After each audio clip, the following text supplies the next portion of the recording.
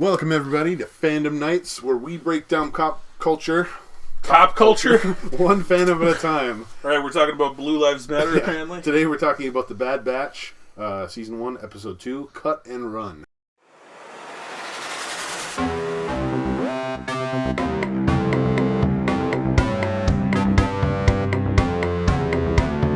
Three, two, one.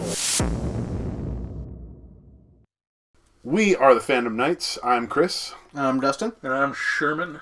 And, Are we yeah. real, though? Let's get in. Is this a simulation? Who are we really? Let's get into the story. So, Saleucami. Saleucami. That's the... It's a planet. He called it J19 in the last episode, and now it's... Which was kind of weird, but... Yeah. I like how they just said, we know a guy. We know a guy. Yeah. We know a dude that looks just like us. He's one of our millions of twins.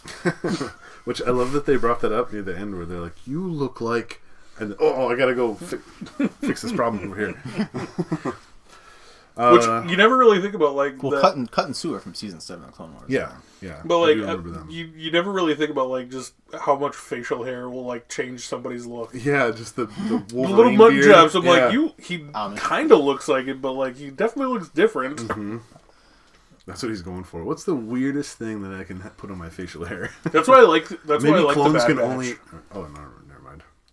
Because like that's what I like about the Bad Batch. Because like every one of them looks different, not just like acts different, but like right. You don't have to have a stripe on their helmet to tell them apart. Right? Take your helmet off. All right, well, you're obviously Hunter. Yeah. Because, like, you've got flowing hair. Echo's pretty easy. He's just got a freaking, like... Yeah. So, in this episode, we see he has a scomp link thing on his arm. Did he have that all last episode, too? He did? He's had it since, like...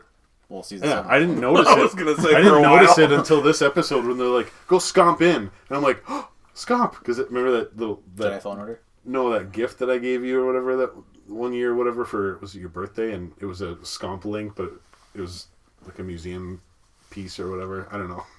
So after that, I've always known what scomp links are. And he had one on his arm, and I'm like, I didn't notice that in the last episode at all. Maybe I wasn't paying attention. Did you notice that? Yeah. Okay, I figured you would. Like, yes. So they all go to Saleucami. Yes. And then we're all deserters now. Meaning, what was the... Oh, he's like, we're going to meet a deserter? Well, we're all deserters now. And he kind of thinks about it like, whoa, okay. I didn't think about it that way. I love Tech.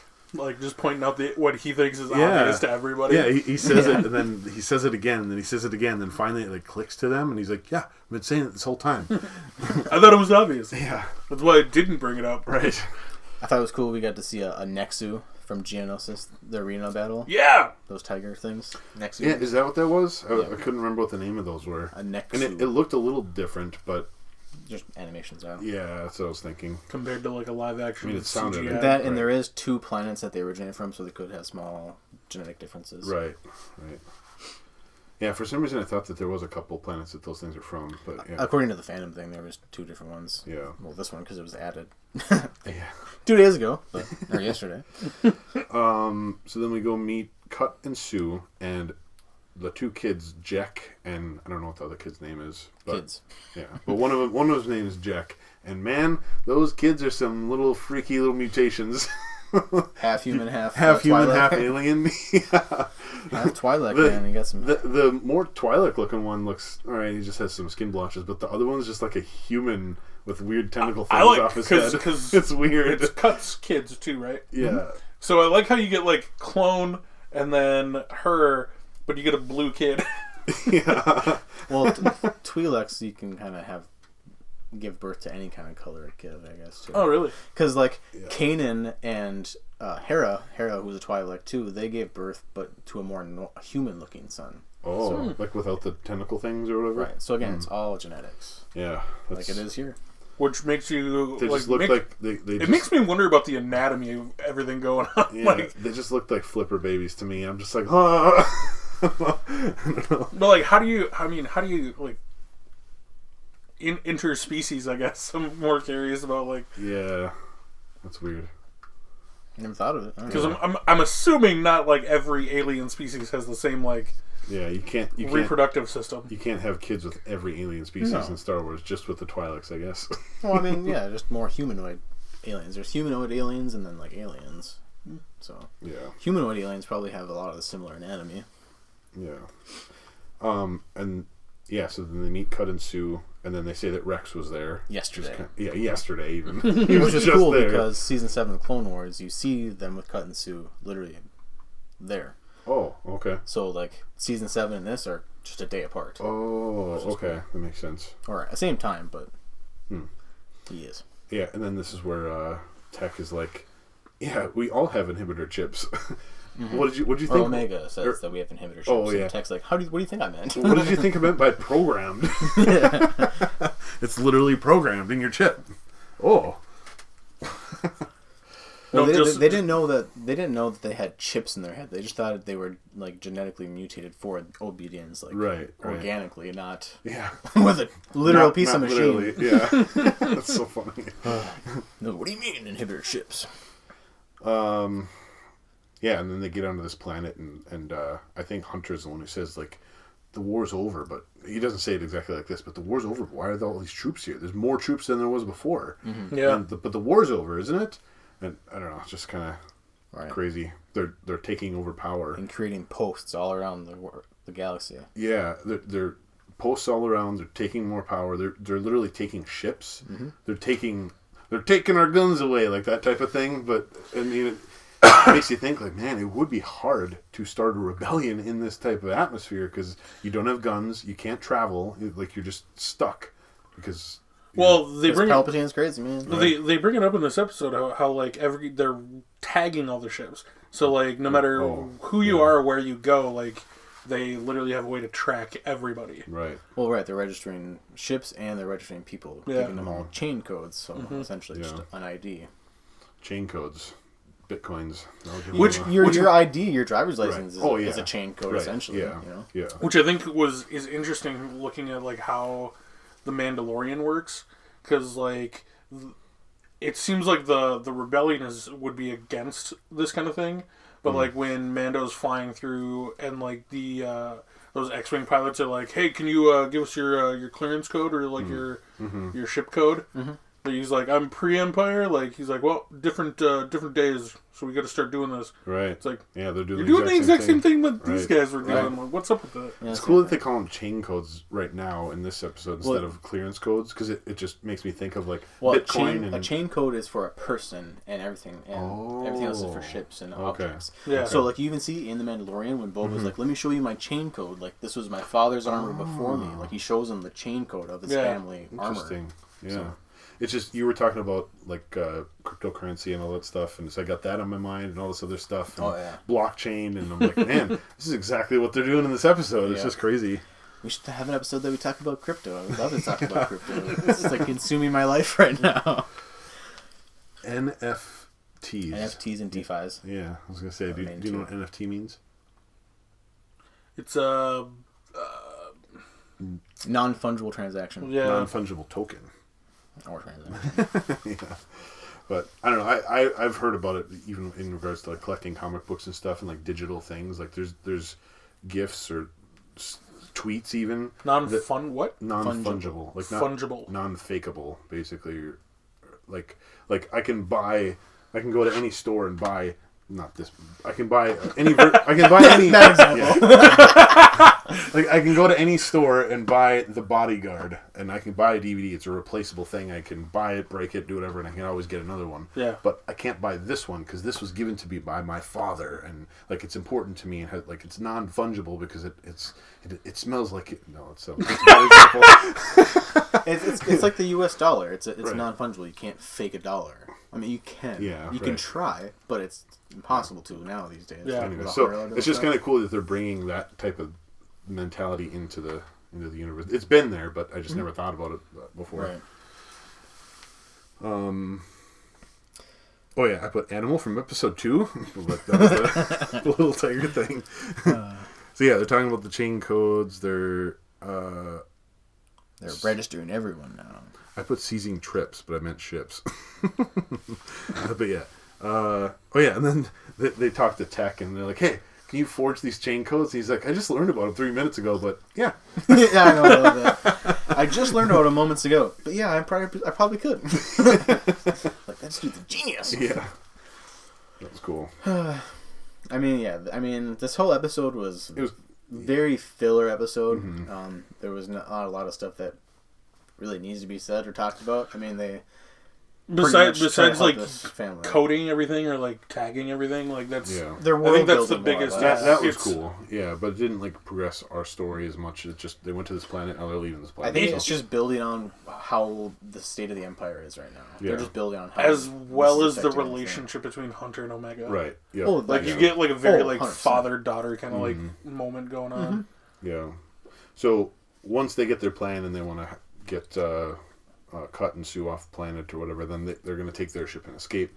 There's a scene in there, and maybe it's just me, and it probably wasn't meant to be this, but Wrecker's carrying this thing, and they're all walking through an alley, and then he hits his head on a bar, and I don't know why, but I laughed so hard. It just reminded me of A New Hope when that stormtrooper hits his head on something. I'm like, oh, he's still a stormtrooper. I don't know. I feel like that's a callback to that moment, but maybe not. I don't know. Maybe I'm reading too much into him just hitting his head on something, but it was in the background and you wouldn't even notice it. So I don't know. I think it was. I like that he's carrying that big like case and then just casually hands it off to somebody else. Like you give the heavy stuff to him, but like you just hand it over to somebody else and you expect them to like carry it normally. Yeah. Yeah, I just like even in the last episode when they went to go attack those insurgents or whatever, and like the insurgents, or I should say Saw Gerrera left their gear and stuff for them. Yeah. And so you just see like Wrecker handing his helmets and guns to everyone, and then he was the one left carrying all the big stuff. Like the other guys didn't even like. We're not going to carry it. We know we can't carry it. Wrecker, you're just carrying it. He just gets it and walks. He's totally happy with it though. Well, and he's so strong. At the end of this episode, he's working out with one of those honk droids. Yeah. He's just sitting there going like this in the ship and in the background. And I'm like, man, that's so cool. I love the little details like that. Which I was like so curious, and I'm glad that you got like a behind him shot, because I'm like, how is he holding on to this thing? And he's just barely like holding the rim around it, just like. Dude. Oh, is that what he's doing? Yeah. Okay. Fingertips. Yeah. Doing that. He's I'm like, so strong. So basically, just I don't know. Hunter has like a lot to realize about being a father figure and not treating everyone like a soldier, and that Omega's got to learn to kind of like follow rules, I guess, too. Right. And like not just run off in the middle of a gunfight. Right. Like she realizes that like where I'm at now, like it's life and death now. Like I have to listen to orders essentially. Yeah. So I like that moment when she's coming back to the ship right before they take off, and she's like, "No, wait for me." And Hunter just immediately is like, "Okay, this is happening right now." It's not like him being like, "Oh no," and having a moment. He's just, "Okay, I'm in the battle, fighting, shooting. Get over here. All right, we get on the ship. Then we talk. Then we react. Then we figure out what's going on. But you're in danger right now. I'm just going to take care of you. I don't like this, but I can't process this right now. I need to just kill these guys, get off the planet, and then we'll talk about this." I like back on the Seleucamide, when the Nexu was about to attack Omega or whatever, how Hunter just goes out and like with just a knife, just like I'll protect you with my life. Right. This thing could just claw my head off at any moment, and he's just literally gonna Rambo this thing. Like, all right, I'm gonna take out a bear. Thankfully, he didn't have to, but yeah. So he has the protection part of being a father down, but yeah. The emotional part. Luckily, Sue's just sitting in the back with a sniper going like, pop! Forgot how good a shot you are. Well, yeah, I forgot. It wasn't, for some reason I was thinking it was Bullseye, but no, it's, or Crosshair. Bullseye. Jeez. This isn't Colin Farrell in a Ben Affleck movie. Well, he has the little thing like, yeah. You mean he has a crosshair on his face? Yeah. Also, literally tattooed on his face. I thought that was looked like a scar. I think it's all like tattoos. Because I was curious about Hunter's. Is that like tattoos or like it's either tattoo or it's just face paint? But I think it's tattooed. Every morning he's just applying his face paint. No one's gonna see this with my helmet on, but I'll know. Well, he takes he does what Marvel did, or like any comic book thing does. Like they always take the helmet off. Mm-hmm. Yeah. Because helmets aren't needed. Well, it's Marvel does it more than anybody because like. they have to show the actor's face. Yeah. And all that. Yeah. You pay millions of dollars to like actors, which is why like you always get that There was inside one- the helmet thing for Tony. Oh, yeah. Or like especially for Venom towards the end when like he does that like half face and he's like, "We are Venom." Oh, like yeah. it's like, all right, you just got to show Tom Hardy's Yeah, face. I understand. Yeah. We get it. He's behind the mask. Speaking of helmets, That was there 3 was seconds on there my was one contract. moment, maybe it was the last episode, where they all got their gear and they all geared up, and then Omega's just sitting there like a defenseless little girl with no helmet on, nothing. And I'm like, if it were me, I would be like, okay, just well, maybe not. I don't know. It just felt weird that she was defenseless, but it makes sense. They don't have armor. No, I know, retrofitted for a 12-year-old, you know? Right? I mean, they're still training technically at her age.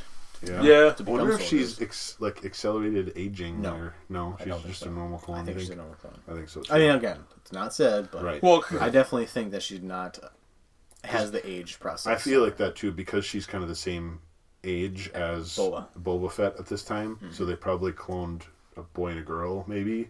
I don't know. Well, they cloned Django's Boba clone first. was cloned prior to this, and Right. well, prior to Omega, I think even too.